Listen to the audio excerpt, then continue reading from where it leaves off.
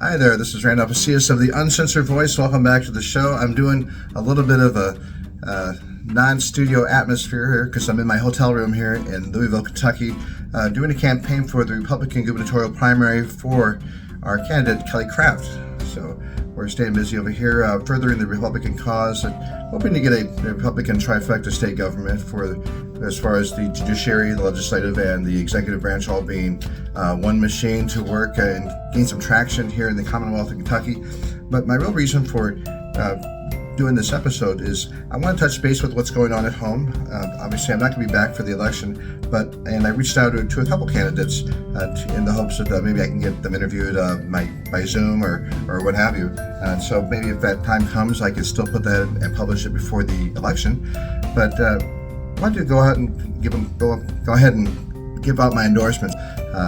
I had the privilege of interviewing nearly everybody in the 2021 City Council elections.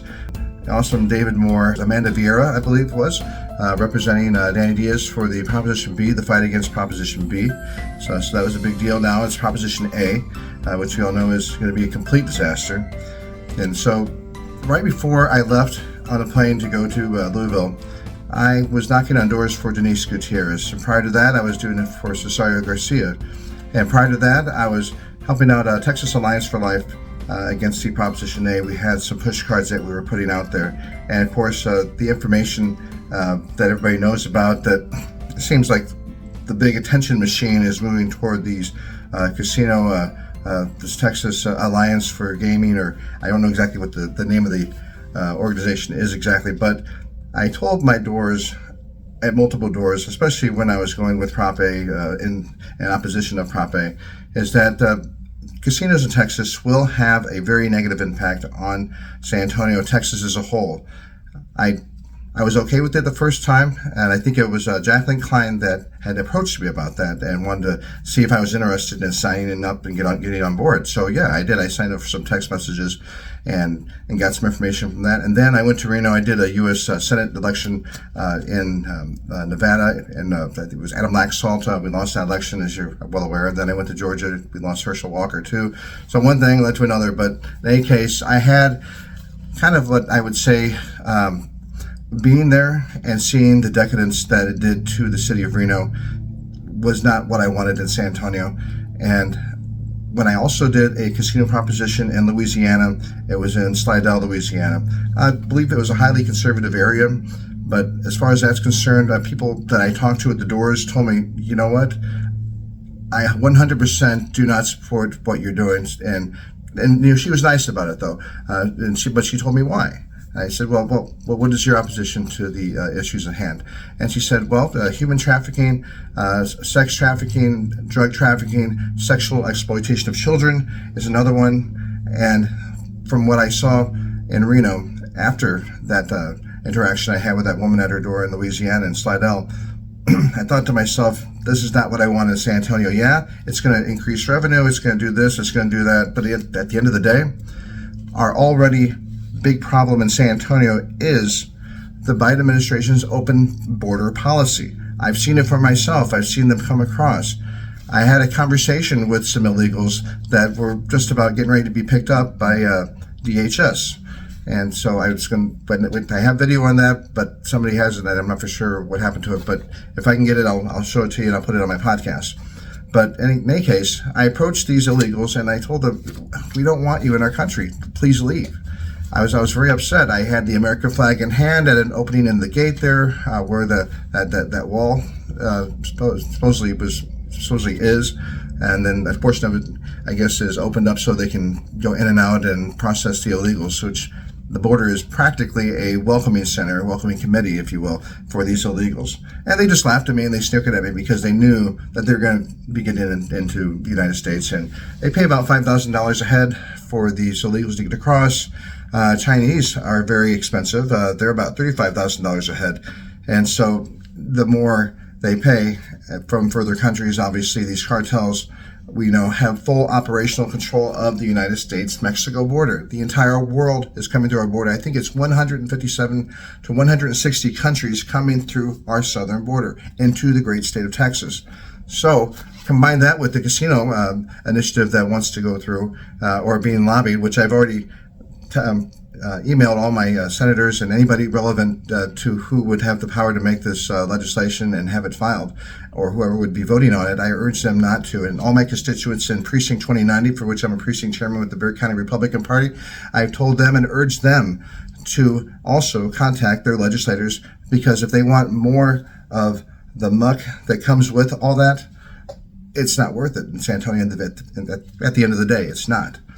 There will be more crime. We already have a DA that will not prosecute crime. Why add to it? Revenue is nice, money is nice, capitalism is nice, but not at the expense of San Antonio citizens and the great citizens of the great state of Texas. Not in my state. So I absolutely say no to this casino issue that is being lobbied by an individual that I'm not too fond of. So those are my 2 cents on that. But going back to Proposition A, as we well know, and shout out to Eddie Nino, who put out that video, which I'm trying to share this video of with ACTT multiple times on Facebook. And if I can try and get the link to that somehow, maybe I can publish it on my own YouTube channel somehow, or at least give you the information to get a hold of the video so you can watch it. He goes into great depth and great detail as to what this passing Proposition A would actually do. It is worse than Proposition B. There will most likely be premature retirements with the San Antonio Police Department as well, and it's just not something. It's basically, we're going to have less police. You call 911, they're probably going to transfer you to 311, and then a social worker is going to come out, and anything $750 and below of theft or vandalism of your person, of your home, of your vehicle will be considered a citation. It will no longer be a Class B misdemeanor, which is an arrestable offense in the state of Texas. It will become a Class C misdemeanor, which will be a non-arrestable offense, and they will focus more on the victim. A shout out to Denise Gutierrez, who just recently had her interview with Trey Ware on KTSA. I believe the audio is out there somewhere, so please listen to that. They talk in depth about Proposition A, and it's how damaging it can be to the city, and to say nothing of this casino crap that's going to be possibly being spread around like a poison around my city and around my state. I will not have it in my state. I will fight very fierce and very hard against it. Every fiber of my being, I will fight against it, because I've seen for myself the results of what that will cultivate. It will cultivate more crime, and children will be in danger of sexual exploitation, drug trafficking, human trafficking, you name it. It will be out there, and that is sad, and I will fight against it till the tooth and nail as much as I possibly can. In the meantime, I want to make sure, going off tangent, okay, I want to make sure that I give shout outs to the people that I'm supporting on behalf of the Uncensored Voice with respect to the city council candidates. Okay, so I have here for mayor, I would recommend Christopher Schuhart for mayor. Obviously, District 1, Ernest Salinas, whom I interviewed on the Uncensored Voice right before I left San Antonio. Awesome guy. I know that his vision is straightforward and thorough, and I know that he will lead the districts of City Council District 1 to success and economic prosperity on the City Council chambers meetings and stuff. So this is very important. Ernest is a good man. Delview is a very prominent neighborhood as well, ND1 as well. And so please consider him, those of you who are listening in City Council District 1. And for D2, obviously, my friend and fellow patriot Denise Gutierrez Homer is running for District 2. I did like 2 blocks of block walking 1 hour before I departed San Antonio, because I gave her my word that I would block walk for her, and I did. And I also, of course, let them know about the casino lobbyist that's roaming around in the area as well, because those two go hand in hand. Proposition A, casino lobby, no bueno. It's not a good idea, okay? Not good for San Antonio, not good for Texas. So absolutely no on that. But at the same time, I'm letting them know about my candidate and my friend, Denise Gutierrez Homer, and it's my hope that she will win this election and represent the citizens of District 2 in the best way that they can be represented. And I know she'll do a great job once she gets elected. So kudos to you, Denise. I wish you well, and let's move along here. Let's go to District 6, Chris Becker. We have Chris Becker running for City Council District 6, and now there's issues with we all know it's a nonpartisan race, right? We all know it's a nonpartisan race. And what concerns me is that, so this will cultivate, people on the right running against each other in a nonpartisan race, people on the left running against each other in a nonpartisan race. But we know it's nonpartisan in name only. But at the end of the day, we're all Americans, and we all deserve recognition for what we think is best for San Antonio. And yes, that will cultivate into left or right type, ideologies. And so my choice is Chris Becker. He took the time out to visit my mother and had a good conversation with her. She has a sign in her front yard. Normally, my stepdad doesn't allow for signs to be put in the yard itself. However, he made an exception because the conversation was good. My mom talked to my stepdad, and so they're showing the rest of their neighborhood who they're voting for in District 6. So I think Chris is a good man of good character, and I think that he will succeed against any possible debate against the incumbent Melissa Haverden. And there's lots of things going on that his campaign is doing. District 6 residents, please consider Chris Becker for your candidate for City Council District 6 in the upcoming elections. Now, D7, I had a brief conversation with him at the Champions, I think it was the Champions Candidate Forum. Okay, and so Jacob Chapa is your man, District 7. That's my candidate that I'll be voting for. So 21 years old, the young man is full of ideas. He speaks with a wealth of knowledge that 21-year-olds these days simply do not have. And that's just knowledge of the issues. Dedication, resolve, all of it is something that I admire in a young man such as Chapa. So consider a vote for him as well. I'll be voting for him. He's my candidate, and hopefully maybe I can do a Zoom interview with him if there's time before the beginning of the election. But I forgot when early voting was, but I'll have to find out. But consider all the dates. Recommend that you vote on Election Day, obviously, for election integrity purposes.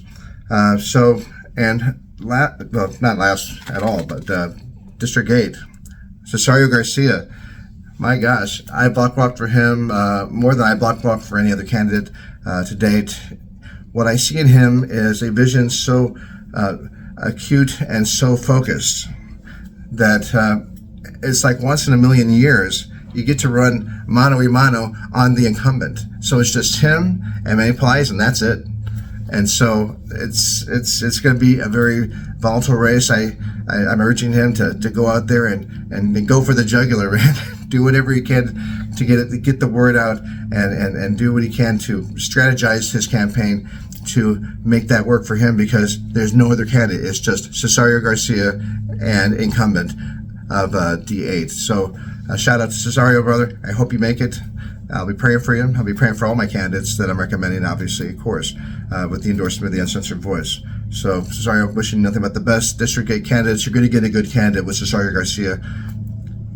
Give him a vote. Select Cesario Garcia. You'll see the signs out there in District 8. D9, Jarrett Letman. I reached out to Jarrett. I haven't got a response from him for an interview through Zoom just yet. Hopefully I will before the beginning of the election, rather. But Jarrett definitely has my support for his district to get John Courage out of office. The signs are starting to pop back up again about John Courage, your neighbor John Courage, when we know in hindsight that he was openly thanking socialist groups for his reelection. We can't forget history, guys. If we forget history, we're doomed to repeat it. So we can't forget that this guy has connections with the Socialist Party in San Antonio, nationwide or statewide, or maybe all of it, who knows. But he openly thanked them, as did Jalen in District 2. So be very mindful of that, my fellow San Antonians, that these people, in possible violation of campaign law, thanked their donors who helped get them elected and reelected, which were socialist groups here in San Antonio. So that is unacceptable. Jared Lippman is my pick for District 9. However, I am also reaching out, in all fairness, to Dominique Liu for an interview as well. And by the time I finish doing the editing for the video here, hopefully I would have heard from one of those two. But either way, my pick is District 9, Jared Lippman. I think he can take us across the finish line for District 9 City of San Antonio City Council. Dominic Liu, I would like you to make your case on the UnCensored Voice. Let's have a conversation and get the information of what qualifies you to run with some right-leaning ideas that one of our precinct chairmen are letting us know about in no uncertain terms. But so we thank them for that. But I want to hear from both sides. I do this because when I interviewed for Bexar County Judge, I interviewed Nathan Buchanan, and then I wanted to interview Trista Berry. I wanted to interview Trista Berry. Trista didn't get back to me in a timely manner, and I ended up doing the interview thanks to Chairman Jeffrey McManus saying, "Hey, Randolph, we're going to do an interview, and it's going to be with Trista Berry." I'm like, "Okay, great." So we did it, and we got the word out. But before I got the interview with Trista Berry, I ended up reaching across the aisle and ended up interviewing also County Judge Peter Sakai, who was then Judge Peter Sakai. I forget exactly the district court he was in, but the interview's out there on the UnCensored Voice. But I wanted to make sure that I was criticized for not reaching out to both sides, and so I want to make sure that I reach out to both Dominic and also to Jarrett and whoever would be able to offer me their time for this a small interview. I would be very grateful, and I would get that out, and I would get it published before Election Day. But once again, staying really busy here in Kentucky as well. I apologize for the lighting and then the volume and stuff like that, but didn't have enough time to do a full setup because I just have a lot of stuff with me here and couldn't carry it all with me. But so that is my pick for D9. But invites to Dominic, invites to Jarrett, invites to my next candidate, who I'm going to be moving on to, D10, Mark White. Mark White has my full and complete endorsement of the UnCensored Voice because I think that he will move us in the right direction in District 10. Now, in a perfect world, all of our candidates that we are wanting to endorse or support are going to get elected, but we know that's not going to happen.